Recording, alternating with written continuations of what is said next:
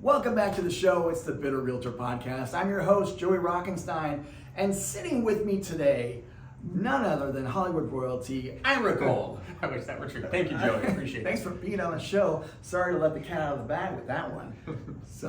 But today's topic is why inspections matter and the request for repairs process. Why do inspections matter in the real estate transaction, Ira? Oh, it's a good question. So inspections are really, really important. Number one, first and foremost, the buyer has to find out and has to understand what he or she is buying. There's a whole bunch of things that are inherent in a house, and if you don't inspect and you buy the house, you inherit all of those issues. Great. So let's take a step back. When does the inspection process start? Now I represent you as the buyer. We go and we look at the house. You love the house, we decide to put in an offer, and then where are we as far as when do inspections happen after that? Great, so there's an agreed upon time period. It's called a contingency or an investigation contingency, and that usually happens, in fact it does happen, immediately upon offer acceptance. So when an offer is accepted, seller accepts a buyer's offer, that's day zero. So if you have a 10-day inspection, it starts from day zero and you have that amount of time to do it. So you can do any amount of inspections within that contingency period, correct? Correct. Great.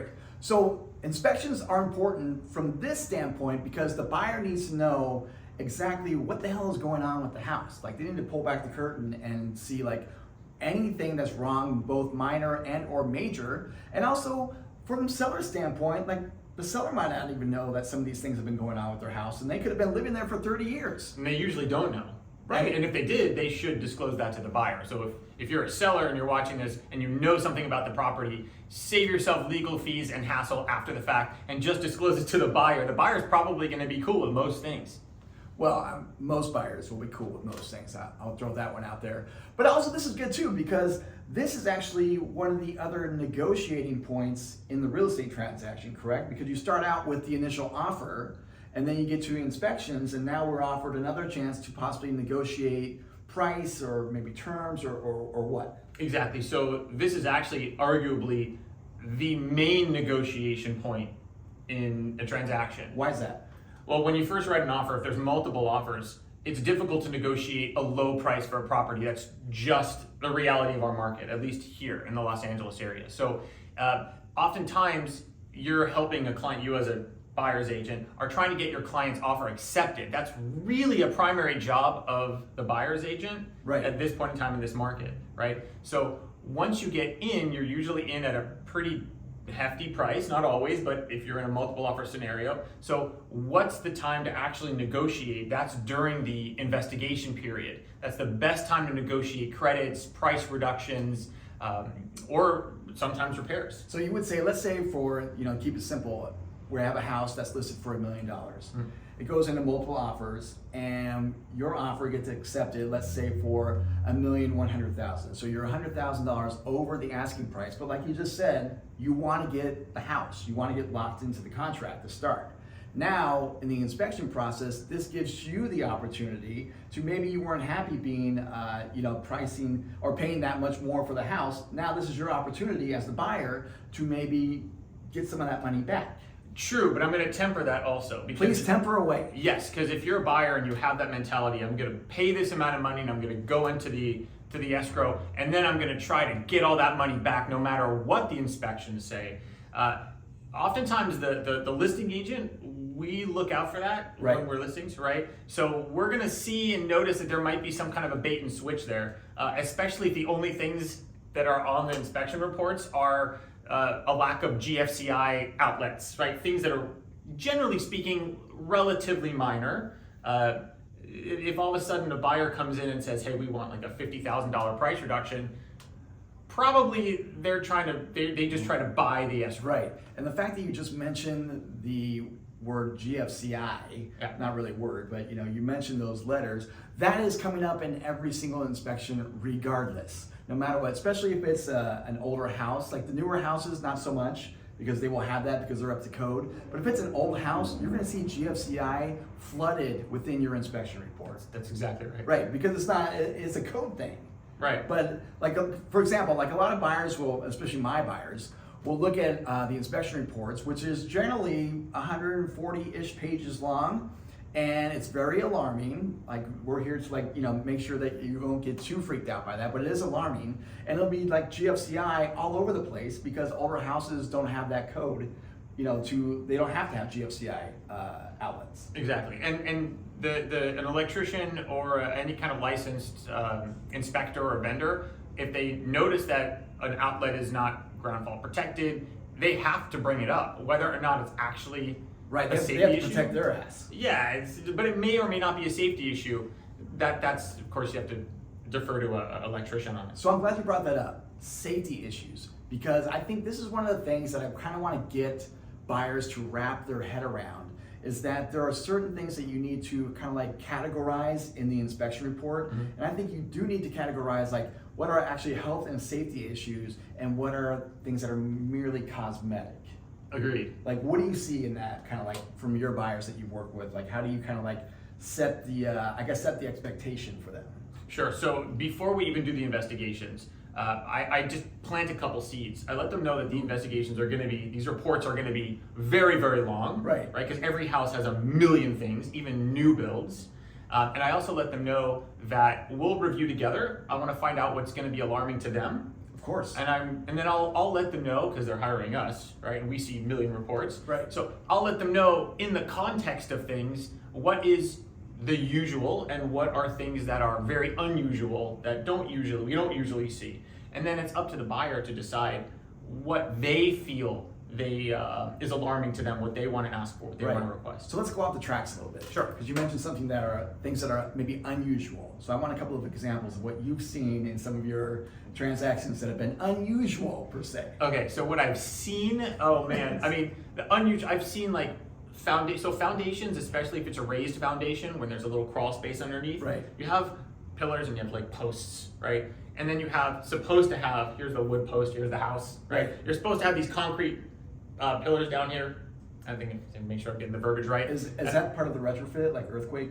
Or no? Okay, no, I don't think that is. No. Yes, yeah. If they do an earthquake retrofit, Right. yeah, the engineer or the retrofit company will come in and that's what they will reinforce. Right. Oftentimes. Okay, good. One of the things. So some of the unusual things I've seen are when they're kind of like this. So basically, here's your house and here's the foundation, and the house is kind of boop, like it's off the foundation. It's like this. Yeah, that's not usual, right? Okay, that's not. If you see that, your inspector will probably say you need to get a foundation company to come out. Right. And then you're probably looking at a significant amount of money, and you're probably also going to see cracked foundation on the edges. Okay, so now that we're talking about foundations, I would say the word foundation is probably one of the, I don't want to say few like examples, but it's one of those things where that is a major red flag if you have foundation issues. Because if you're not a buyer who has the capability, but most importantly the bandwidth to understand what it takes to repair a foundation, that might be one of those instances where you need to find another place to buy.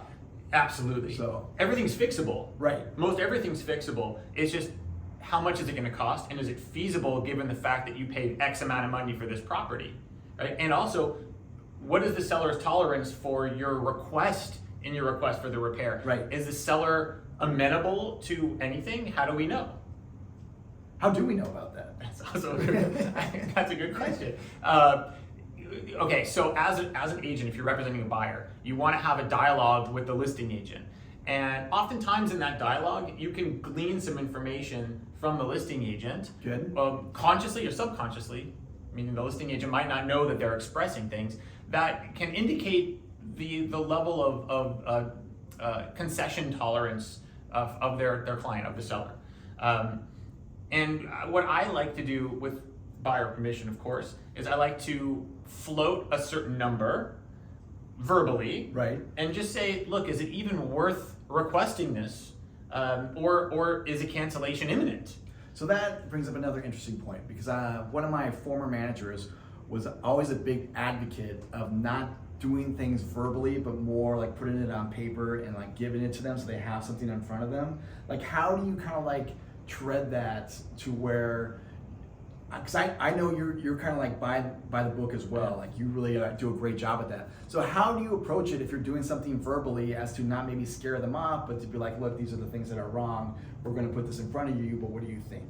So you have to establish it starts at the very beginning when you're going to view the property. You have to establish some sort of rapport with the listing agent. I mean, we're in a people business. Totally. Right. So hopefully the listing agent is amiable, right? Wait, what? Amicable. Who are these people? I don't know. I've met some. They're different personalities. Do they exist? I guess maybe few and far between, but I have been lucky lately, right? So if you plant a seed and you come up respectfully and Right.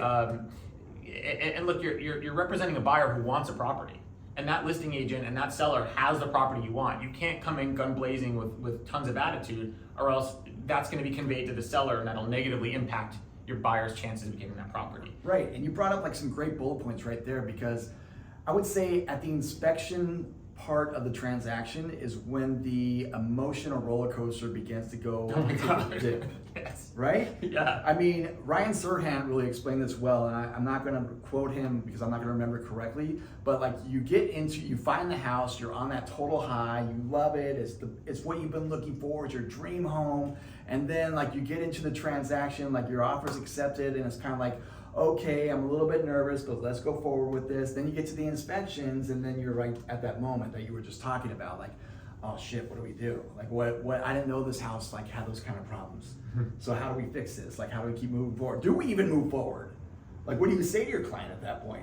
Well, it depends. It said first, let's take a break. Let's put this in context, because context is important. Of course. Every home has got a million different things, and I've said that already to them a couple times, but I'm just reiterating it, because in the moment, it's like, oh my God, you're swimming in a sea of holy shit. Right. Right? Totally. Right. But that sea of holy shit might just be a little pond. They just don't have the context necessarily, because they're in it psychologically, right? Yep. Like everything's bad. Totally. So you give them context and you say, look, let's just slow down, let's go over this, and let's discuss the reality of this house compared to almost every other home that you're gonna see, right? So if this home has X, Y, and Z, and you can generally expect that based on our experience, that's what they're paying us for, right? Then you can generally expect that in most every home. Let's see how this compares otherwise, right? Are the systems messed up? Systems meaning So roof. important right there. Like, this is Yeah. like a major thing. So roof, Right. electrical, plumbing, Right. foundation, HVAC, which is like AC and heater, right? So those things generally cost the most money. Those are the systems, those are the foundations of which the home stands Right. and operates. So if any of those are significantly defective, and we didn't know that going in, that's a big problem, because those are big ticket items. Yes. Right, so let's look, talking to the client, the buyer, let's look contextually, and let's look to see how this stacks up systemically against all these other properties, and then see how you feel. Yeah. Because if they already have a seed of doubt that's been planted, it's really difficult to get out of that, to get them out of that. And really, if they feel that way when they're going through this process, that's just gonna grow. Yeah. Right? So they have to be the ones, obviously, to make the decision what are red flags for them, and then we just give our context, and then we try to see if we can put it on paper, and if it's even possible to alleviate that concern by getting price reduction, credits, which basically means the seller pays X amount of dollars more to pay buyer's fees, and the buyers pay X amount of dollars less, Right. to keep more in their pocket, or repairs, and have the sellers make repairs.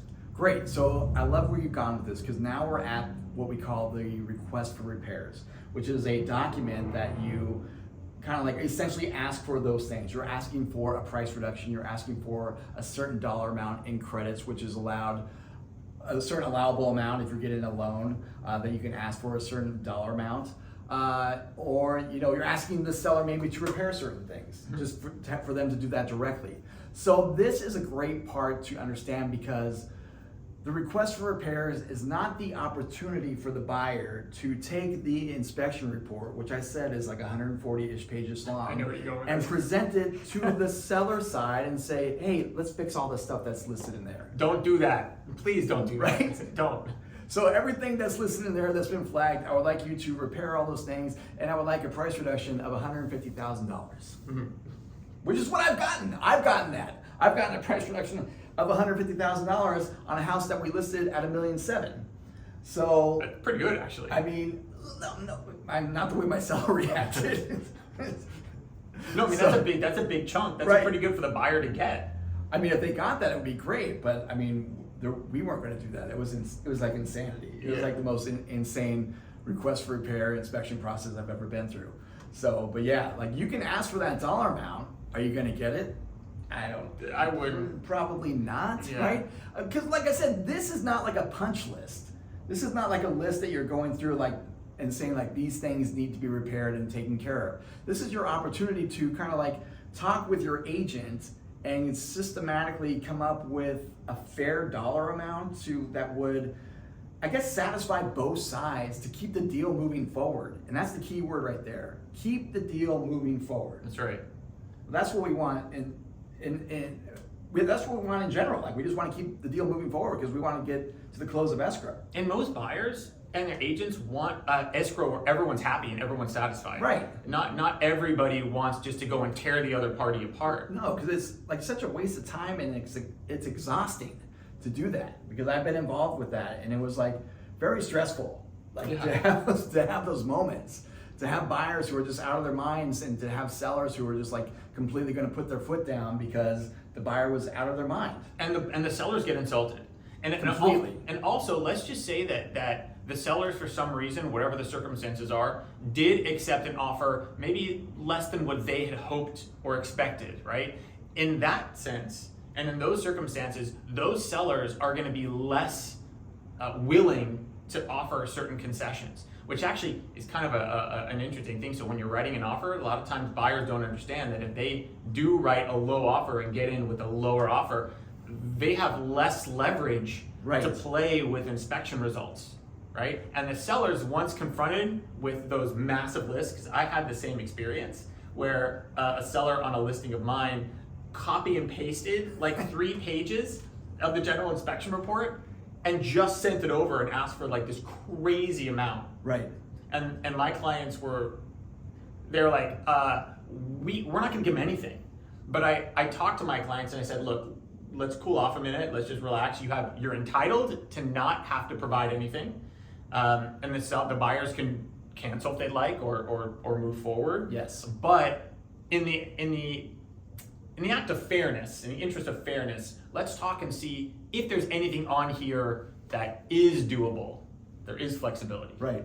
So that's great because it kind of brings us to the next point of leverage, and sellers aren't obligated to do jack shit. Mm-hmm. Because does it not state in the purchase agreement that the seller is not obligated to offer any credits and or repairs to the buyer? They can even ignore it. They don't have to reply at all. Right.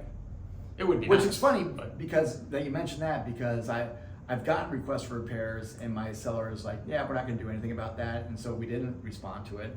And then the buyer's agent calls me and says, are you going to respond to the request for repairs? And I said, well, we did.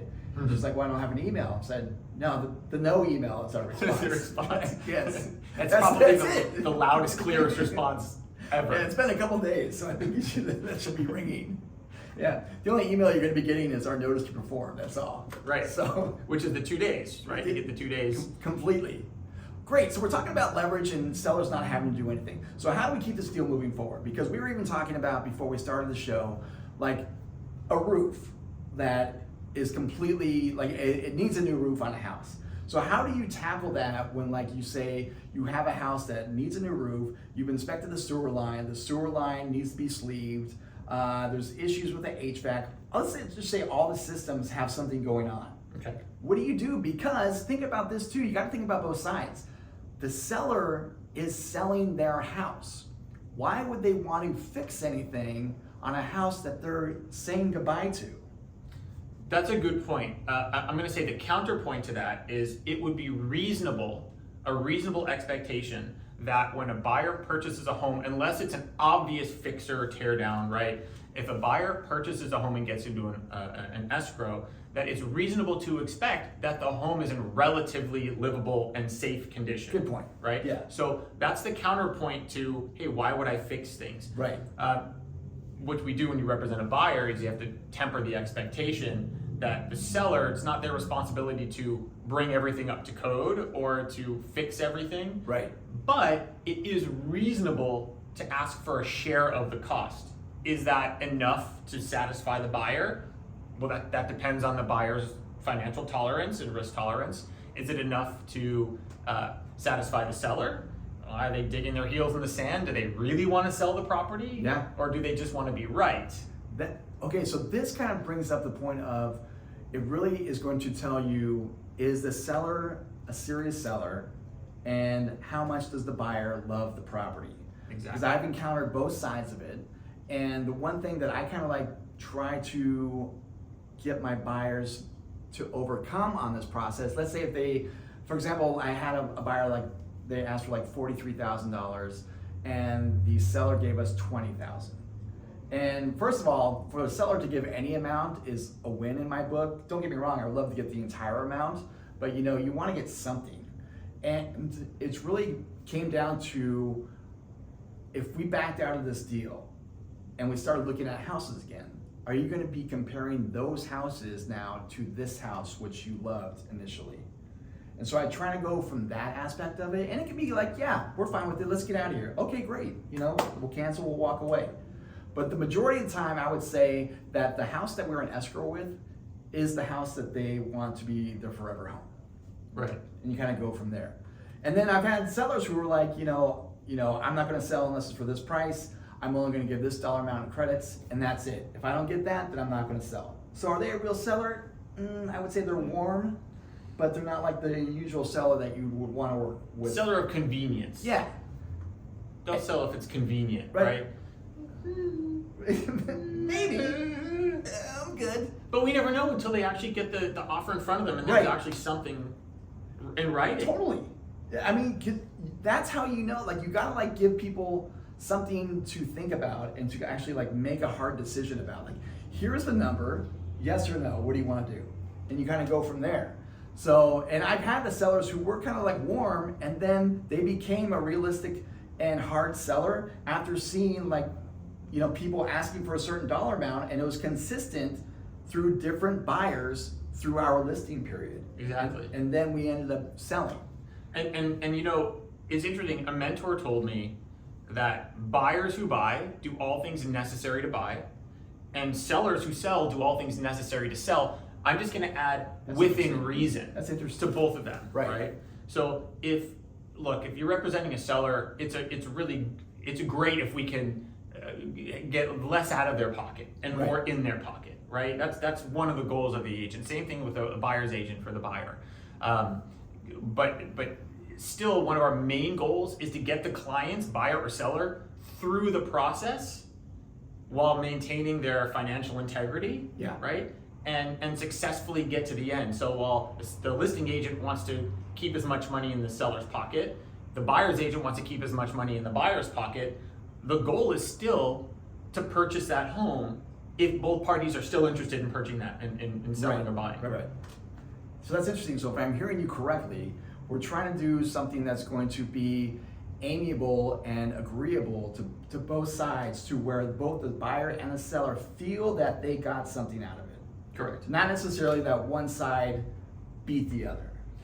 Correct. That's the ultimate goal. Does it always happen that way? Yeah. No, but that's the ultimate goal. And in the end, it's just good to have everybody leave a transaction feeling fulfilled. I mean, we're all people, we're all humans, right? So I think that's the ideal. It's not always the reality, but it's the ideal. So would you say, Ira, that maybe because of this part of the transaction, have you had any of them completely like fall apart and crumble, and you really couldn't do anything about it? Yes. So when you have a buyer who is digging their heels in the sand for valid reasons, whatever type of reason, right? And you have a seller who's digging their heels in the sand. Was it a beach house?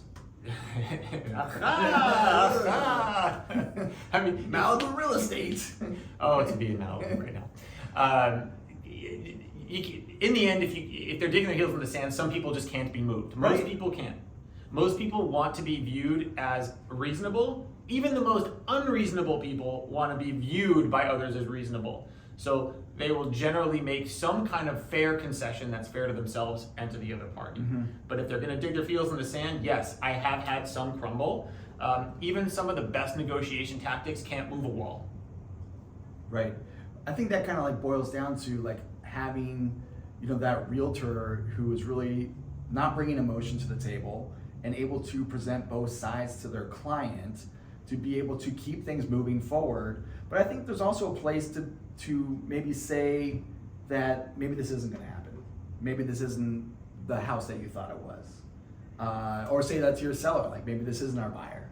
Because I've had to have that conversation too, where we were like so adamant that the buyer that we had was the buyer. Like she fit the dynamic of the neighborhood, like she knew people in the neighborhood, but then it just fell apart and it was like, well, I guess we need to, cut our losses and get out of here. Was it just not a meeting of the minds, or was it just the house was just too far gone for that particular buyer? So specifically, this was the buyer who asked for a $150,000 price reduction. And part of the basis on that dollar amount was she was claiming that not my seller, or maybe not even the seller beforehand, but somebody who did the work of making it an open floor plan didn't have permits on the LADBS website. So she was saying that because there's no permits and she was going to bring in an inspector because they were going to do work on the house, she was saying that the inspector was going to flag the open floor plan and then say that you had to get that permitted, and that was going to be a safety issue, even though that had nothing to do with my seller, but she equated a dollar amount to it. Interesting. So in that sense, did your client, the seller, say, I've never had an issue with that, it didn't happen to me, so why would I pay for something that may or may not happen? It's the buyer's risk. Essentially, yeah. See, I can see an argument on both sides. That would be a difficult one, right? Because what if, some buyers have a really low tolerance for risk. Right. And what if they want to replace the roof and then all of a sudden the inspector says, hey, this is not permitted. Right. Right. But on the other side, the sellers lived there for how many years? The sellers probably enjoyed the home. Right. There's no evidence that there was anything possible, like danger of going on. There's like no cracking or anything like that. And the reality is you can't mitigate every risk when you buy a house. There's a shared risk when you buy a home because you can't see behind the walls. Right. Right. So the person that's buying a home joins the risk pool that every other buyer, except for new builds, because they know what's behind the walls, they built it, that every other buyer has. So, and that's one of the things that I talk about with my buyer clients ahead of time, just to kind of give context and set the right precedent. Because you can do all the inspections you want, but there always is some risk, and that's just the reality of buying a house. One thing I've noticed too is that as hard as I've fought on the buyer side to get the money or the credit price reduction, the buyer doesn't do anything. Like, I'll go to that buyer's house maybe a year later, and the things that were wrong when we inspected are still wrong with the house. That happens a lot. So they were so adamant that they couldn't live with these things, and yet here we are. They're living with those things. It must feel so good when the money stays in their pocket, when they close escrow, they're like, okay, we just don't really need to do this. But you know what that speaks to? The major psychological component that surrounds a request for repair in these investigations. Completely. Right, and so that's why in the moment people get so, so tight and so upset. Right. Because in the moment it's like a breakup. In the moment it's the end of the entire world. But if you could, once that cools and you kind of separate yourself from it, be like, oh yeah, that person was definitely not for me. Right. Very true, and I like the analogy of the breakup because that really fits the mold on that one. I mean, it's just funny because all I can say when that happens too is like, welcome to homeownership, because the majority of homeowners have deferred maintenance because it costs money. You're not calling up your landlord anymore to come and fix things. You're the landlord. You're fixing your own things. Which is why it pays to be handy. Right, exactly. Which I'm not. Like, I try to be handy and I usually make things worse, and then I have to end up calling somebody anyways. Vendors love him. Right. Contractors love him. I have a great list of vendors if you guys want it. I'll send it to you. Please ask me. So I would say that to sum this up, sellers aren't obligated to do anything. Buyers really need to kind of be strategic about what they're asking for, and kind of hopefully everybody feels like they won on either side. Exactly. If you guys have any questions about what we talked about in this episode, I want to put our contact information in the show notes. Guys, you can find Bitter Realtor on all streaming platforms: Spotify, YouTube, Stitcher, Apple. I think we're going to be on OnlyFans pretty soon. Hey, why not? Guys, for Ira Gold, I'm Joey Rockenstein. Why am I bitter? Because I'm a realtor.